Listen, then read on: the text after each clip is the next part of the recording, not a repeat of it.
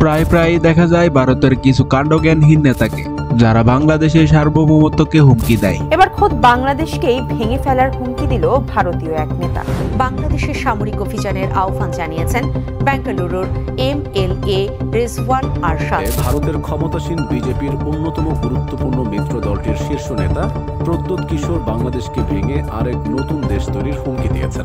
স্বরাষ্ট্রমন্ত্রী সহ একাধিক নেতা বাংলাদেশিদের হুমকি দিয়েছেন।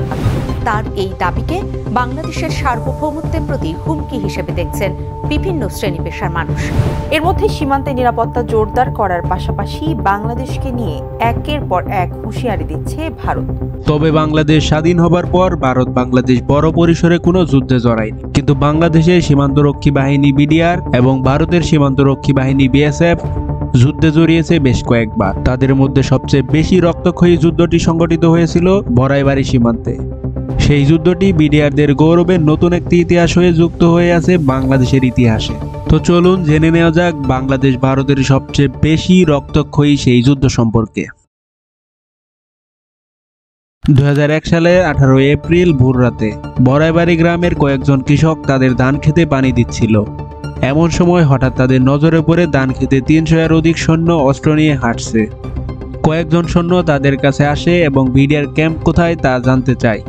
তাদের কথা বলার ধরন দেখেই কৃষকরা বুঝতে পারেন সৈন্যগুলো ভারতের সীমান্তরক্ষী বাহিনী BSF এর সদস্য। সাইফুল ইসলাম লাল নামের একজন কৃষক তাদের ভুল পথ দেখিয়ে দিয়ে তিনি দ্রুত বিডিআর ক্যাম্পে যায়। লাল মিয়া বিডিআরদের জানায় শত শত BSF বাংলাদেশে ঢুকে পড়েছে এবং তারা বিডিআর ক্যাম্পের দিকেই আসছে। তখন বিডিআর ক্যাম্পে মাত্র 11 জন বিডিআর সৈন্য ছিল, কিন্তু তারা ছিল অত্যন্ত সাহসী। তারা সিদ্ধান্ত নেয় দেশের সার্বভৌমত্ব রক্ষায় তাদের জীবন উৎসর্গ করবে, তবুও এক টুকরা জমিও ছাড়বে না। যেহেতু 11 জন বিডিআর 300 এর বেশি BSF এর সাথে যুদ্ধ করতে হবে, তাই বিডিআররা প্ল্যান করেছিল তারা 3 দিক থেকে একসাথে BSF এর উপর হামলা করবে। যেই কথা সেই কাজ। বিডিআর সৈন্যরা মেশিন গান নিয়ে বিভিন্ন জায়গায় ঘাপটি দিয়ে বসে থাকে আর অপেক্ষা করতে থাকে কখন তারা আসবে। তার কিছুক্ষণ পর ভারতীয় সীমান্তরক্ষী বাহিনী BSF বৃষ্টির মতো গুলি ছুড়তে ছুড়তে ক্যাম্পের দিকে আসছিল। তারা যখন ক্যাম্পের কাছাকাছি চলে আসে, ঠিক তখনই 3 দিক থেকে মেশিন গান দিয়ে ব্রাশ ফায়ার শুরু করে বিডিআর। হঠাৎ মেশিন গানের এমন তাণ্ডবে কিছু বুঝে ওঠার আগে মৃত্যুর কোলে ঢলে পড়ে সামনের সারির BSF সদস্যগুলো। বিডিআরের এমন আক্রমণে হতভম্ব হয়ে ধান খেতে শুয়ে পড়ে অন্য BSF সদস্যরা।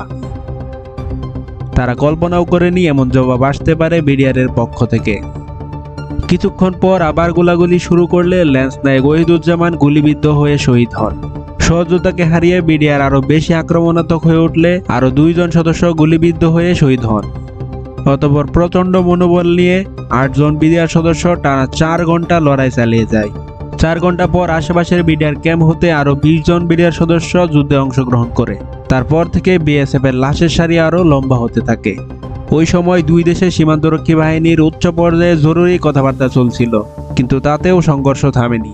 ভারতীয় সীমান্তরক্ষী বাহিনীর বহু সদস্য নিহত হওয়ার পরই কেবল তারা পিছু হটেছিল।